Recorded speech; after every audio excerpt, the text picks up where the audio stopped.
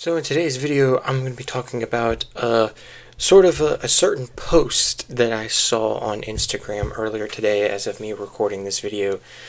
Something interesting about the Saints, and you probably of course see the title of the video, and it mostly talks about how Trey Palmer could be a overlooked and possibly surprise X factor for the New Orleans Saints going into next season. Now, of course, real quick before we go more in the video, you guys are probably wondering who is Trey Palmer. Well, Trey Palmer, of course, wide receiver.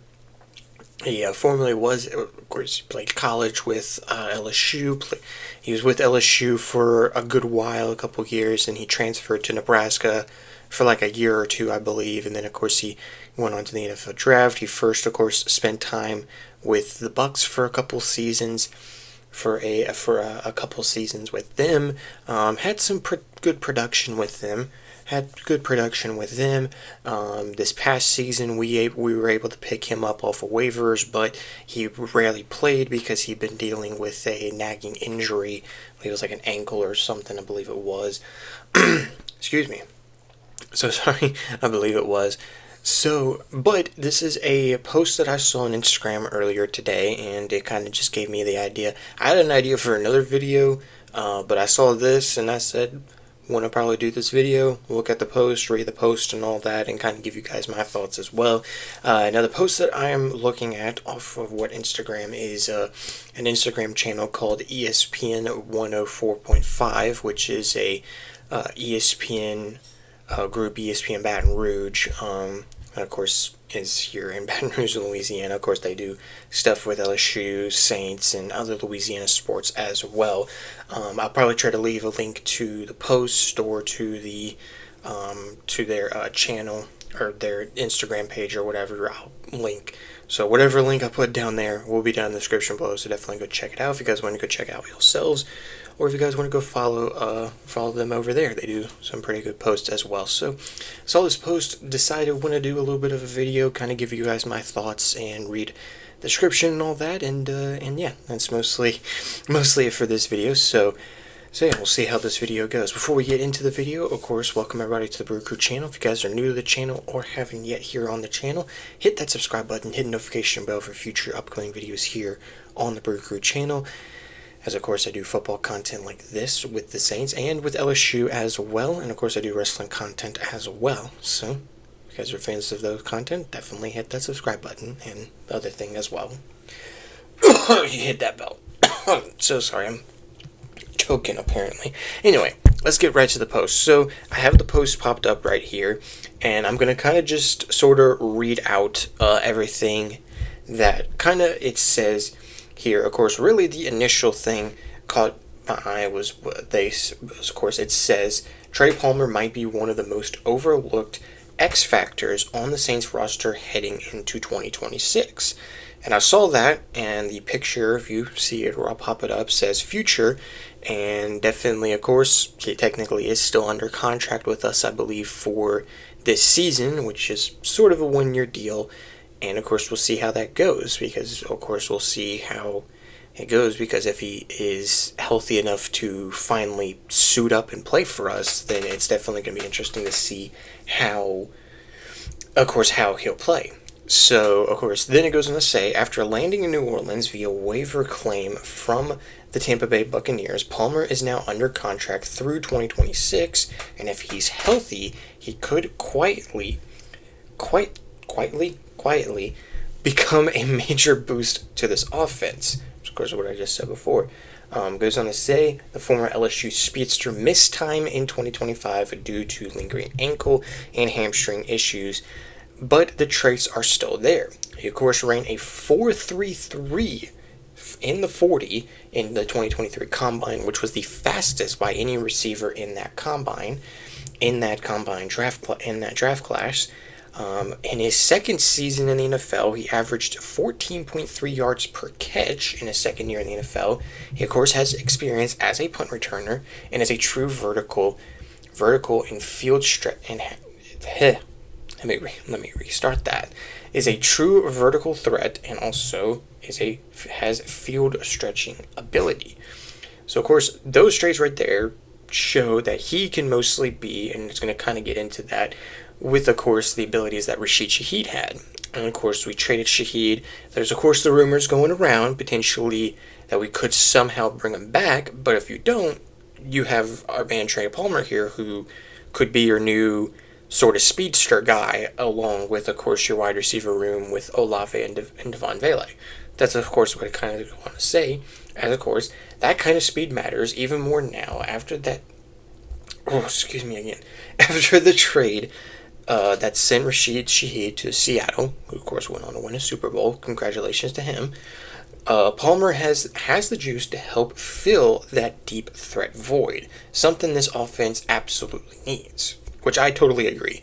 And Olave can definitely be that, but Olave didn't really have that top speed like Shaheed had, and Devon Vele could be a deep threat, but mostly just be a deep threat because of his size, and deep threat in the red zone. Like, we need, like, a guy who, like, probably like how Brandon Cooks was, if you remember, like, in his prime, like, if we're in the end zone, like, in the opponent's end zone, and we need someone to go deep and we need speed to go deep. Olave could do that, but I don't think Olave has that much of speed to get there. That much speed to get there. Of course, the wide receiver room has a promising foundation with, of course, Chris Olave and Devon Vele, along with, of course, Trey Palmer now, and, of course, Jalen Polk, I believe is of course someone who could get some reps in this season. But of course, this is also a stacked wide receiver room with of course competition in this wide receiver room that we're probably going to see in this offseason, from Samori Toure, I think that's how you say his name, Dante Pettis, Kevin Austin Jr., and of course the CFL standout that we signed not that too long ago. I talked about it in a video a while ago, Damian Alford, who of course was a standout in the CFL. We signed him to, I believe, like a 1-year deal or something. So your wide receiver room is going to kind of be pretty stacked. And then the final few things kind of go on to say, if New Orleans adds another young playmaker in the draft, someone like Ohio State's Carnell Tate, this group suddenly looks much deeper and more explosive around second-year quarterback Tyler Shook, but it all hangs on health. Hinges, whatever the heck that word is. It all just hangs on health. If Palmer can stay healthy on the field, he gives this offense something you can't teach, game-breaking speed. If not, the opportunity may pass by him. 2026 could be a prove-it year in more ways than one. So that, of course, is the whole thing. Again, if you guys want to go check out the post or the channel, whatever I put down there will be in the description below if you guys want to go check it out.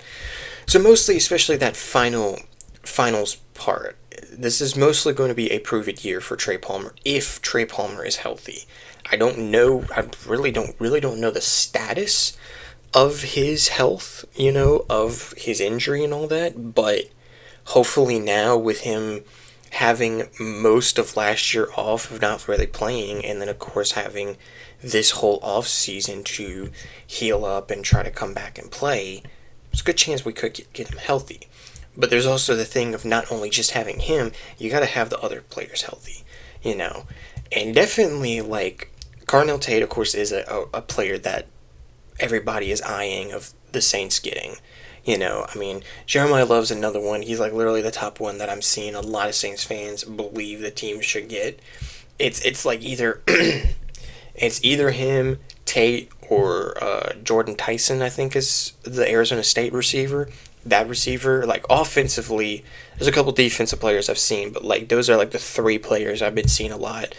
And I honestly wouldn't be shocked if we do Tate, because we love picking wide receivers from Ohio State. Prime example, Chris Olave and Michael Thomas. It's never really failed us. It's never failed us, But, of course, like, a little bit more about Trey Palmer. Of course, he didn't really have... He definitely could be an X factor, because if we sort of look... I should pop this up. Trey Palmer, of course, I do remember him from LSU. He spent, of course, a few years at LSU. I think he was a part of the 2019 team. He was like a freshman. He was a freshman that year in 2019, but I don't think he really played that much. I don't think he really played that much in I don't think he played that much in 2019, so I can't really fully remember. Let me see if I can find his college stats. Oh, here we go. College stats. Why are you verifying if I'm a human? Sports Reference. I have been on you 1,000 other times. Why? Okay. So sorry. But of course, he did actually have one reception in his freshman year, which was 2019. He then became, most of the course after 2019, he sort of became the number one guy. He really didn't show out until his 2021 season, but he only played in 11 games, and the only big-time stats he had in his last season with us at LSU was 344 yards and 3 touchdowns. And then, of course, he transferred to Nebraska, spent 1 year there. In 2022.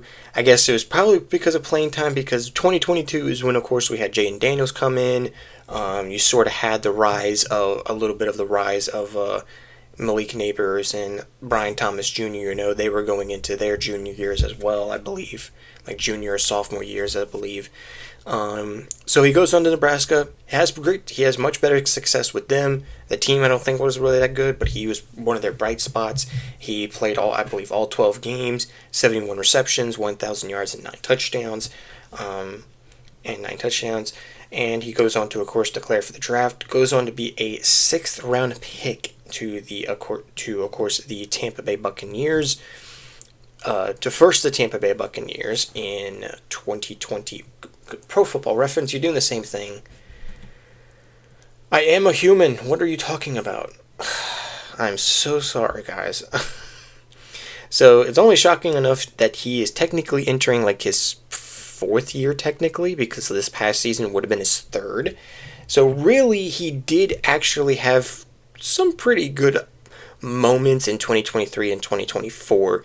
2024, of course, he did average a career best of yards per reception, even though he did only start in 3 games and only had 1 touchdown in 2024. He had 3 touchdowns as a rookie, though, in 2023. But the other thing is definitely his returning ability. He's great return. He could definitely be good at returning because of his speed. He did do some punt returns in 2024. I mean, he doesn't have, of course, looking at the stats, he's not going to have eye-popping stats across 2 years, and I'm talking like he had some pretty good stats. Looking at them, he didn't really have that much eye-popping stats, excuse me, that much eye-popping stats in his first 2 years, but he was productive when he was, when he could be. Right now at this point, as you can see, he's played in only 32 career NFL games, averaged 51 career receptions, 557 career yards, and only 4 career receiving touchdowns. So, of course, him coming back to Louisiana, now part of the New Orleans Saints, we'll, of course, see how his injury will be. And, yeah, I honestly think he could be an X factor, a shocking X factor for this team. And honestly, it wasn't until I saw this post that I totally forgot that he is technically a part of the team, because I remember we did pick him up, but he never played because he kept dealing with the injury that he, I believe, suffered towards the end of his last season with the Bucks. So definitely with him, Devon Vele, Chris Olave, and all the other receivers that we will possibly have in this wide receiver room, and potentially, if the first round it's not Jeremiah Love and it's a receiver, this wide receiver room could be pretty dangerous. This wide receiver room could be pretty dangerous, especially with with a young Tyler Shook, because technically this could be a young wide receiver room, because Trey Palmer, he's entering his 4th year. Olave is entering his 5th year. He's still young. Of course, we don't know if he's still going to wait for contract extension. We're still waiting on that for Olave. Devon Vele is coming into his second year, and he'll possibly be healthy because, of course, remember, he got injured. And then, of course, you still have some young receivers and Kevin Austin, Dante Pettis, and I believe Damian Alford's a pretty young talent as well. So you have a young core receiving core, I should say, a young receiving core, and if you add like someone like Carnell Tate or Jordan Tyson, like this is probably your wide receiver room for a good couple more years, depending on how they perform and depending on how Tyler Shook performs. You just need to try to work on like the other stuff, of course, around your offense, which of course is like your running back room, your offensive lineman room as well, to try to make this offense more established and make it like a well-rounded offense for your young second-year quarterback in Tyler Shook. So I'm definitely looking forward to it now. I'm definitely still been looking forward to this season. Of course, we're midway through February. We're, of course, getting closer and closer to the draft. I believe next week is the NFL Combine, so we're getting closer and closer to the draft. So I'm definitely looking forward to see how the rest of this offseason goes for the Saints, and, of course, we'll see the health for especially the other receivers besides Trey Palmer, keep up with Chris Olave, even Devon Vele, and of course Trey Palmer, and see if he is able to be healthy for like training camp. And if he is, that could be a good sign. If he's available and healthy for training camp, then that could be a pretty good sign to see. So I think that's all I have for this video. Kind of a little bit longer than I wanted it to be, but it's probably because I was trying to look for Trey Palmer's stats, and Pro Football and Sports Reference were both trying to ask if I was a human, and I am. So I'm definitely keeping those in the video. But anyway, I'm going to go ahead and end the video here. If you guys made it all the way to this point in the video, thank you guys so much for watching. Again, if you guys want to go check out this post or check out ESPN 104, probably will leave a link to either their channel on their Instagram channel, or try to leave a link to this post. Either way, go check it out. Link to it will be in the description below. So if you guys want to go check it out yourselves, definitely go do that, and check out other stuff on their channel as well. They're really good with especially sports here in Baton Rouge with LSU and Saints and other stuff that goes around in Louisiana, and sometimes other stuff that happens with NFL or college football. So they definitely post stuff about that as well. So definitely go check them out. Again, link to those or whatever will be in the description below, whatever I put down there. Now we're going to go ahead and end here, trying to not make this ending any much longer. Gosh, sorry if I've been coughing a lot. I don't know what's wrong with me right now. But anyway, again, I hope you guys enjoyed this video. Thank you guys so much for watching. If you guys enjoyed the video, you guys know, as always, hit that like button, hit the subscribe button, and hit that notification bell for future upcoming videos here on the BrewCrew channel. And with that being said, again, thank you guys so much for watching. I hope you guys have an amazing, wonderful day, and I'll see you guys in my next video. Don't know what, in my next video. Peace.